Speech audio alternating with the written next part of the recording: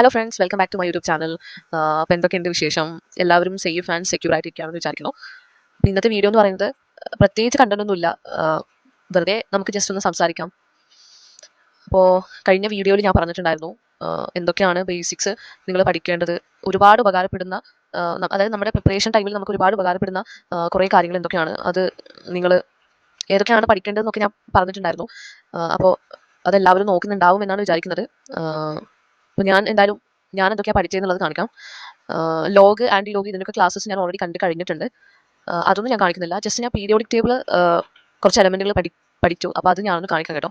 പിന്നെ യൂട്യൂബിൽ നിങ്ങൾ പീരിയോഡിക് ടേബിൾ എങ്ങനെ ഈസി ആയിട്ട് പഠിച്ചെടുക്കാം എന്നൊക്കെ നിങ്ങൾ സെർച്ച് ചെയ്താൽ, ഞാനങ്ങനെ ഒരുപാട് സെർച്ച് ചെയ്തിട്ടുണ്ട് കേട്ടോ. അതായത് how to by heart the periodic table very easily and tips ഉണ്ടോ എന്നൊക്കെ ഞാനങ്ങനെ സെർച്ച് ചെയ്തിട്ടുണ്ട്. പക്ഷേ അതിൻ്റെയൊക്കെ ഒരു പ്രശ്നം എന്താണെന്ന് വെച്ചാൽ, നമ്മൾ അവർ പറയുന്ന ഇപ്പോൾ ചിലപ്പോൾ അവർ വേണമെങ്കിൽ എന്തെങ്കിലും പാട്ട് പോലെയോ അല്ലെങ്കിൽ എന്തെങ്കിലും ന്യൂമോണിക്സ് ഒക്കെ തന്നിട്ടാണ് നമ്മൾ പഠിപ്പിക്കുക. അപ്പോൾ ആ ന്യൂമോണിക്സ് ഓർത്ത് വെക്കാൻ വേണ്ടിയിട്ട് അല്ലെങ്കിൽ ആ ട്രിക്സ് ഓർത്ത് വെക്കാൻ നമ്മൾ വേറെ ട്രിക്സ് ഉണ്ടാക്കണം. അപ്പോൾ അതിനേക്കാൾ നല്ലത് നമ്മളൊരു 10 തവണ എലമെൻറ്റുകൾ എഴുതി കഴിഞ്ഞാൽ ആ എലമെൻറ്റുകൾ നമുക്ക് ബൈ ഹാർട്ട് ചെയ്യാൻ പറ്റും.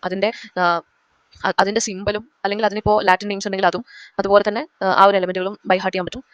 നിങ്ങൾക്ക് കഴിയുന്നത് പോലെ പഠിച്ചാൽ മതി. ഞാനൊരു ദിവസം 20 എലമെൻറ്റ്സ് വെച്ചിട്ടാണ് പഠിക്കുന്നത്. ഇപ്പോൾ നിങ്ങൾക്ക് പഠിക്കാനുള്ള കപ്പാസിറ്റി കുറവാണ്, അല്ലെങ്കിൽ ഓർമ്മിച്ച് വെക്കാൻ വേണ്ടി പറ്റില്ലെങ്കിൽ ഒരു 10 എലമെൻറ്റ്സ് അല്ലെങ്കിൽ ഒരു 5 എലമെൻറ്റ്സ്, രാവിലെ ഒരു 5 എലമെൻറ്റ്സ് പഠിക്കുക, ഉച്ചയ്ക്ക് ഒരു 5 എലമെൻറ്റ്സ്, ഈവനിങ് ഒരു 5 എലമെൻറ്റ്സ് പഠിച്ചാൽ തന്നെ എത്ര എലമെൻറ്റ്സ് ആയി?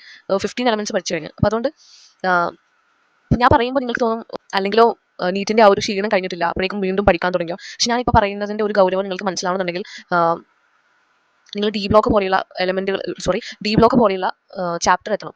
അപ്പോൾ കഴിഞ്ഞ വർഷം അതിൻ്റെ വർഷമൊക്കെ എനിക്ക് പറ്റിയ വലിയ മിസ്റ്റേക്ക്, എനിക്ക് എലമെൻറ്റുകളോ അറ്റോമിക് നമ്പറോ അറ്റോമിക് മാസോ ഒന്നും അറിയില്ല. അപ്പോൾ ടീച്ചേഴ്സ് ഇങ്ങനെ ബ്രില്യൻറ്റിൻ്റെ ക്ലാസ്സിൻ്റെ ഒരു പ്രത്യേകത എന്ന് വെച്ചാൽ അവരിങ്ങനെ പറഞ്ഞ് വേഗം പോകും. കാരണം എന്ന് വെച്ചാൽ ബ്രില്യൻറ്റിലെ എല്ലാ കുട്ടികളും അവിടെ ഉള്ള അഡ്മിഷൻ എടുക്കുന്ന കുട്ടികളൊക്കെ ഓൾമോസ്റ്റ് പുജികളാണ്.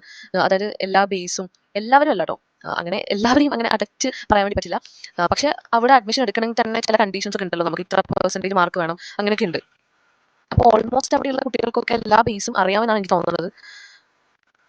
അപ്പോൾ ടീച്ചേഴ്സ് ഇങ്ങനെ ഡി ബ്ലോക്കൊക്കെ എടുക്കുമ്പോൾ ഇങ്ങനെ എലമെന്റിന്റെ പേരൊക്കെ ഇങ്ങനെ പറഞ്ഞങ്ങ് പോകും. നമ്മളിങ്ങനെ മനസ്സിലായ പോലെ ഇങ്ങനെ വായും പൊളിച്ച് ഇങ്ങനെ ഇരിക്കാന്നല്ലാണ്ട് എനിക്കൊന്നും മനസ്സിലാവുന്നില്ല. അപ്പോൾ അതുകൊണ്ട് ഇപ്പോഴേ നമ്മൾ എലമെന്റുകളും പേരുകളൊക്കെ മനസ്സിലാക്കിയ ടീച്ചേഴ്സ് ഇപ്പോൾ ക്ലാസ്സിൽ ഈ ഒരു എലമെന്റിന്റെ പേര് പറയുമ്പോൾ അത് ഏത് ബ്ലോക്കിലാണ്, ഏത് പീരീഡിലാണ്, ഏത് ഗ്രൂപ്പിലാണ്, ഏത് അറ്റോമിക് നമ്പറാണ് എന്നൊക്കെ നമുക്ക് വേഗത്തിൽ ക്യാപ്ചർ ചെയ്തെടുക്കാൻ വേണ്ടി പറ്റും. അപ്പോൾ അതുകൊണ്ടാണ് ഇപ്പോഴേ നിങ്ങൾ പഠിക്കുക എന്ന് പറയുന്നത്. അപ്പോൾ എന്നെപ്പോലെ ബുദ്ധിമുട്ടുന്ന ആൾക്കാർക്ക് വേണ്ടി മാത്രമാണ് ഈ വീഡിയോ, അല്ലാത്തവർ കാണണ്ടെന്നല്ല, ജസ്റ്റ് ഒന്നും വിചാരിക്കരുത്.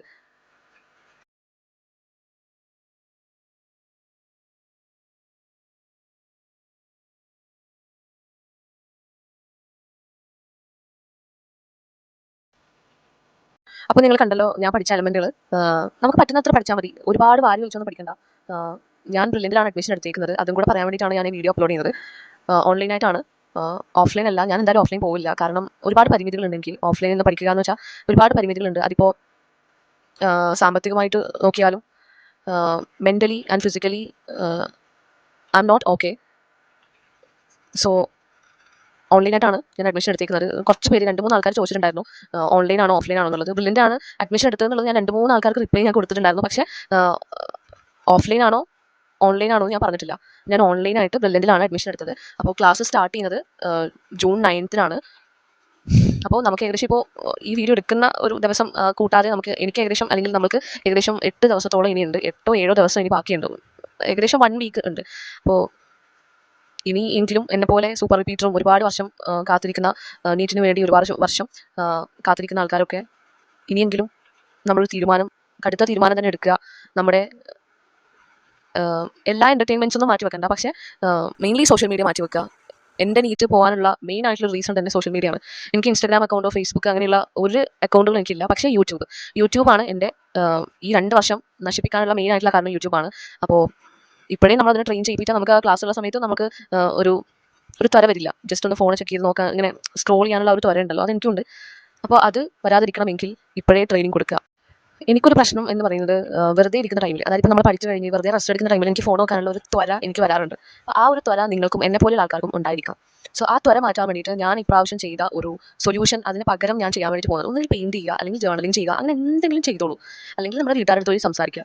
അതുപോലെ തന്നെ എന്നെപ്പോലെ ബേസിക്സ് അറിയാത്ത കുറച്ച് ആൾക്കാർ കമൻറ്റ് ചെയ്തിട്ടുണ്ടായിരുന്നു, പേടിയാണ് താത്ത എന്നൊക്കെ പറഞ്ഞിട്ട്. അപ്പോൾ ഞാൻ അവർക്ക് റിപ്ലൈ കൊടുത്തിട്ടുണ്ട് ഓൾറെഡി. പേടിക്കേണ്ട ആവശ്യമൊന്നുമില്ല.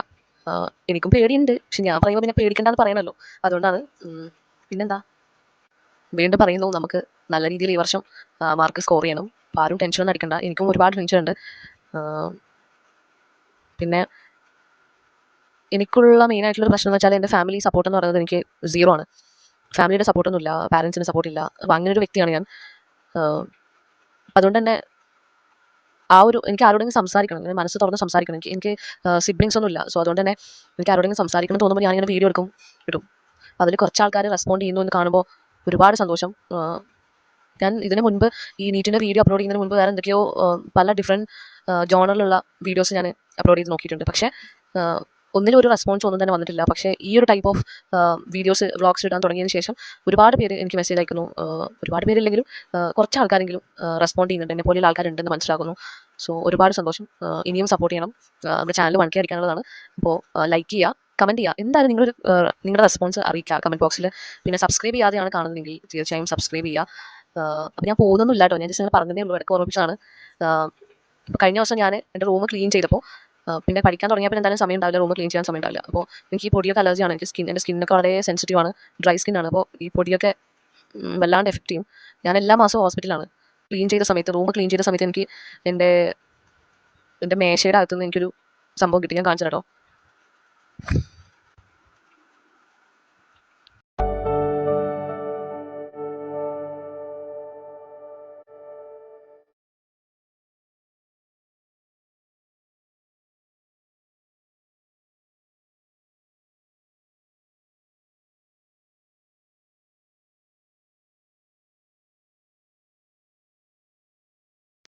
അപ്പോൾ നിങ്ങൾ ആ നോട്ട്സ് കണ്ടല്ലോ. ആ നോട്ട്സിൻ്റെ പ്രത്യേകത എന്ന് പറയുന്നത് ഹാൻഡ് റിട്ടേൺ ആയിട്ടുള്ള നോട്ട്സാണ്. സൈലത്തിൻ്റെ ഇഷ്ടപ്പെട്ട ഒരു ഒരു ഫെസിലിറ്റിയിൽ എനിക്ക് ഏറ്റവും ഇഷ്ടപ്പെട്ട ഒരു കാര്യമാണ് ഈ ഹാൻഡ് റിട്ടേൺ നോട്ട്സ് എന്ന് പറയുന്നത്. ഞാൻ പ്ലസ് ടു കഴിഞ്ഞ് 2023 അപ്പോൾ പ്ലസ് ടു കഴിഞ്ഞ് ജസ്റ്റ് നമുക്ക് 1 മന്ത് ഉണ്ട് നമുക്ക് നീറ്റിന് വേണ്ടിയിട്ട്. അപ്പോൾ ആ സമയത്ത് ഞാൻ സൈലത്തിൽ ഒരു ക്രാഷ് കോഴ്സിന് ഞാൻ ജനുവരിയിലാണ് ചേർന്നത്. ജനുവരിയിൽ ചേർന്നിട്ട് പക്ഷെ ഞാനൊന്നും ക്ലാസ്സൊന്നും കണ്ടിട്ടില്ല കേട്ടോ. ഞാൻ മെയിൻലി ബോർഡ് എക്സാമിന് വേണ്ടിയിട്ടാണ് ഞാൻ ഏറ്റവും കൂടുതൽ എൻ്റെ മാക്സിമം എഫേർട്ട് ഞാൻ കൊടുത്തത് ബോർഡ് എക്സാമിന് വേണ്ടിയിട്ടാണ്. ആ സമയത്ത് എനിക്ക് ഇൻറ്റൻസ് ആയിട്ട് നീറ്റ് അങ്ങനെ ഒരു ഇതൊന്നും എനിക്ക് ഉണ്ടായിരുന്നില്ല. ആ ഒരു സമയത്ത് എനിക്ക് അവർ മെറ്റീരിയൽസ് അയച്ചു തന്നു, ക്രാഷ് കോഴ്സിൻ്റെ മെറ്റീരിയൽസ് അയച്ചു തന്നപ്പോൾ എനിക്ക് അതിൻ്റെ കൂടെ കിട്ടിയ മൈൻഡ് മാപ്പ് ആണിത്. അതിൽ ഷോർട്ട് നോട്ട്സ് അവർ ഹാൻഡ് റിട്ടേൺ ചെയ്ത് അയച്ചിരുന്നതാണ്. സോ ഇതെനിക്ക് നല്ലൊരു ഇതായിട്ട് എനിക്ക് തോന്നി. ഈ പ്രാവശ്യം ഇതെന്തായാലും നമുക്ക് നോട്ട് എഴുതി ഒരുപാട് കളയേണ്ട ആവശ്യമില്ല. അതായത് നമ്മൾ ഒരുപാട് നോട്ട് എഴുതി വെറുതെ സമയം കളയേണ്ട. ആ സമയത്ത് ഇത് ഉപയോഗിക്കാം. ഓർഗാനിക് മുതലുള്ളതാണ് ഇതിൽ, ഓർഗാനിക് മാത്രമാണ് ഇതിലുള്ളത് കേട്ടോ. ബാക്കി ഇനോർഗാനിക് അതുപോലെ തന്നെ ബാക്കിയുള്ളതൊന്നും ഇതിലില്ല. ഫിസിക്സ് ബയോളജി ഒക്കെ ഉണ്ടായിരുന്നു. പക്ഷേ ഫിസിക്സിൻ്റെ എവിടെയോ കളഞ്ഞു പോയി, ഞാൻ തന്നെ കളഞ്ഞിട്ടുണ്ടാവും ക്ലീൻ ചെയ്യുമ്പോൾ. അപ്പോൾ ഇത് ഞാൻ ജസ്റ്റ് കാണിച്ചതേ ഉള്ളൂ. പിന്നെ സൈലത്തിനെ പറ്റി പറയുകയാണെങ്കിൽ അത് ഞാൻ അടുത്ത വീഡിയോയിൽ ഞാൻ പറയും. സൈലവും പ്രില്ലിനും തമ്മിലുള്ള ഡിഫറൻസ്, മെൻറ്റർഷിപ്പ്, ഇതെല്ലാം ഞാൻ പറയാം. പിന്നെ ഒരാൾ കമൻറ്റ് ചെയ്തിട്ടുണ്ടായിരുന്നു, ഞാനും മലയാളം മീഡിയമാണ് പഠിച്ചത് 10th വരെ. പിന്നെ പ്ലസ് ടു എത്തിയപ്പോൾ എനിക്ക് ഭയങ്കര ബുദ്ധിമുട്ടായിരുന്നു ഇംഗ്ലീഷുള്ള ക്വസ്റ്റ്യൻസ്. ടീച്ചേഴ്സ് ഇംഗ്ലീഷിൽ ക്വസ്റ്റ്യൻ ചോദിക്കുമ്പോൾ എനിക്ക് മനസ്സിലാവില്ല, ഇങ്ങനെയൊക്കെ പറഞ്ഞുകൊണ്ട് കമൻറ്റ് ചെയ്തിട്ടുണ്ടായിരുന്നു ഒരാൾ. എന്നിട്ട് നല്ല മാർക്ക് വാങ്ങി, ലാസ്റ്റ് നല്ല മാർക്കോടുകൂടി പാസ്സായി. അതേ അവസ്ഥയാണ് എൻ്റെതും. ആ കമൻറ്റ് ചെയ്ത ആളുടെ അതേ അവസ്ഥയായിരുന്നു എൻ്റെതും. കാരണം എനിക്കും ഇതേപോലെ തന്നെ ക്വസ്റ്റ്യൻസ് മനസ്സിലാവാത്ത ഒരു അവസ്ഥ ഉണ്ടായിരുന്നു. പ്ലസ് 1 ആദ്യമായിട്ട് ഞാൻ സ്കൂളിൽ പോയ സമയത്ത് ഒരു മാസമൊക്കെ ഞാൻ ഒരുപാട് കഷ്ടപ്പെട്ടിട്ടുണ്ട്. കാരണം ടീച്ചേഴ്സ്, കെമിസ്ട്രീൻ്റെ സാറൊക്കെ ഇങ്ങനെ ക്ലാസ്സിൽ ഇംഗ്ലീഷൊക്കെ പറഞ്ഞ് സംസാരിക്കും, ക്വസ്റ്റ്യൻ ചോദിക്കുമ്പോൾ ഞാനിങ്ങനെ, അന്നൊക്കെ പിന്നെ മാസ്ക് ഉണ്ടല്ലോ, മാസ്ക് ആയിരുന്നു ഒരേ ഒരു ബാരിയർ എൻ്റെ. കാരണം അതിൻ്റെ ഉള്ളിൽ എന്താണ് നമ്മുടെ എക്സ്പ്രഷൻ എന്നോ അല്ലെങ്കിൽ മുഖത്തെ പേടിയൊന്നും മനസ്സിലാവില്ല. അപ്പോൾ ഞാനിങ്ങനെ മാസ്കിനുള്ളിൽ വായും പൊളിച്ചിങ്ങനെ ഇരിക്കും, ഇംഗ്ലീഷൊന്നും മനസ്സിലാവുന്നില്ല. അപ്പോൾ ഞാൻ എൻ്റെ അടുത്തുള്ള കൂട്ടുകാരോട് എൻ്റെ ഫ്രണ്ടിനോട് ഞാൻ ചോദിക്കും എന്തെങ്കിലും മനസ്സിലാവുന്നു. അപ്പോൾ അവളും പറയും ഇല്ല ഒന്നും മനസ്സിലായില്ല, വല്ലതും മനസ്സിലായെന്ന് ചോദിക്കുമ്പോൾ ഇല്ല ഒന്നും മനസ്സിലായില്ല എന്ന് പറയും. അപ്പോൾ ഒരു സമാധാനം. പിന്നെ കുറേ നാൾ കഴിഞ്ഞപ്പോൾ ഒരു 6-7 മാസം കൊണ്ട് തന്നെ എനിക്കെല്ലാം ഓക്കെ ആയി തുടങ്ങി. നമുക്ക് എങ്ങനെയെങ്കിലും സർവൈവ് ചെയ്യണമല്ലോ, ഈ 2 വർഷം എങ്ങനെയെങ്കിലും സർവൈവ് ചെയ്യണമെന്നുണ്ടെങ്കിൽ തീർച്ചയായും നമ്മൾ ഇംഗ്ലീഷ് പഠിച്ചേ പറ്റുള്ളൂ. അപ്പം അങ്ങനെ ഞാനും നല്ല മാർക്കോടുകൂടി തന്നെ പാസ്സായി. എനിക്ക് 98% ഉണ്ട് പ്ലസ് ടു. ഞാൻ സയൻസ് എടുക്കുന്ന സമയത്ത് തന്നെ ഒരുപാട് ആൾക്കാർ, അതായത് എൻ്റെ ഫാമിലിയിലുള്ള വളരെ അടുത്ത വ്യക്തികളല്ല വ്യക്തി, പിന്നെ എൻ്റെ വീട്ടിലുള്ള കുറച്ച് ആൾക്കാരും എൻ്റെ കൂടെ താമസിക്കുന്ന ചില ആൾക്കാരും എന്നെ വളരെയധികം അധിക്ഷേപിച്ചിട്ടുണ്ടായിരുന്നു. അത് നിന്നെക്കൊണ്ടൊന്നും ആവില്ല സയൻസ് പഠിക്കാൻ, നിന്നെക്കൊണ്ടൊന്നും പറ്റൂല എന്ന് പുച്ഛിച്ച് എന്നെ തള്ളി. അങ്ങനെ അവർക്കൊക്കെയുള്ള ഒരു മറുപടി ഞാൻ കൊടുത്തു പ്ലസ് ടു റിസൾട്ട് വന്നപ്പോൾ. പക്ഷേ ഈ നീറ്റിനും ഞാൻ ഇതേപോലെ തീരുമാനങ്ങൾ എടുത്തിട്ടുണ്ടായിരുന്നു. പക്ഷേ എൻ്റെ മിസ്റ്റേക്ക് കൊണ്ട് മാത്രമാണ് എനിക്ക് നീറ്റിന് നല്ലൊരു മാർക്ക് സ്കോർ ചെയ്യാൻ പറ്റാത്തത് എന്നുള്ള ഉറച്ച വിശ്വാസം എനിക്കുണ്ട്. ഞാൻ ഇതിൽ 100% എഫേർട്ട് ഞാൻ ഇട്ടിട്ടില്ല, അതുകൊണ്ടാണ് എനിക്കൊരു റിസൾട്ട് കിട്ടാത്തത് എന്ന് എനിക്കറിയാം.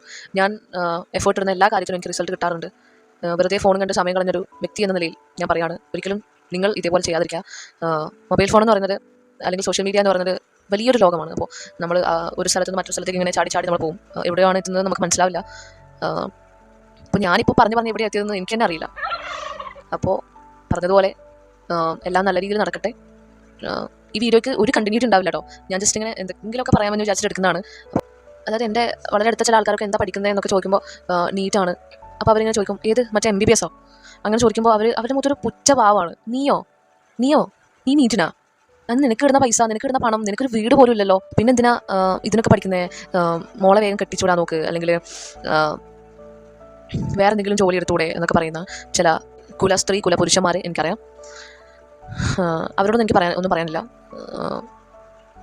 അപ്പോൾ ഇത്രയാണ് ഇന്നത്തെ വീഡിയോ.